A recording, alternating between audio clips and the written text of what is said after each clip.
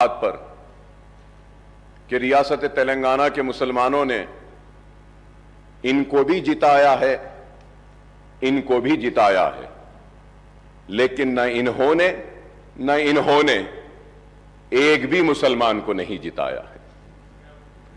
और मुसलमानों की नुमाइंदगी करने वाली जमात को खत्म करने के मंसूबे व साजिशें बनाई गई, कोशिशें की गई, लेकिन वो साजिशें, वो मंसूबे, वो ख्वाब चुकनाचूर हो गए।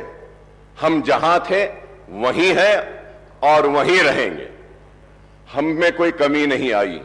कभी ये यहां से यहां आते हैं, कभी वो वहां से यहां आते हैं, लेकिन हम जहां थे वहीं हैं और वहीं रहेंगे। और बेबाकी के साथ, पूरी दियानत के साथ, ईमानदारी के साथ, इखलास के साथ मुसलमानों की नुमाइंदगी करते रहेंगे। और ये बात इसलिए कह रहे हैं कि मुसलमान हिंदुस्तान का दूसरे दर्जे का शहरी नहीं है।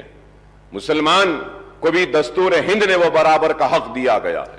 और इस ऐवान में खड़े रहकर हमारी तारीख है कि हमने मुसलमानों के लिए, पिछड़े हुए तबकात के लिए, SC STs के हुकूक के लिए हमने जिद्दोजहद की है और आगे भी हम करते रहेंगे।